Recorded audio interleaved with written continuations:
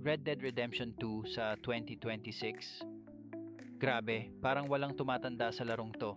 Akala mo maglalaro ka lang saglit para maglibot, tapos maya-maya madaling araw na pala habang emotionally attached ka na ulit sa kabayo mo at pagiging cowboy mo. Hanggang ngayon, sobrang buhay pa rin ang world nito. Yung mga NPC parang may sariling buhay, bawat town may personality. Tapos si Arthur Morgan, isa pa rin sa pinaka-solid na bida sa gaming history. Ramdam mo talaga yung story. Hindi lang basta laro, parang western movie na ikaw mismo yung bida. Gameplay wise, mabagal siya compared sa mga modern games ngayon na puro mabilis ang aksyon at instant dopamine. Pero dun din siya nagiging espesyal. Yung simpleng pangangaso, pag-camp, pagbiyahe sa kabundukan, somehow sobrang relaxing at immersive pa rin. At visuals, solid. Sa 2026 parang next gen pa rin tingnan minsan.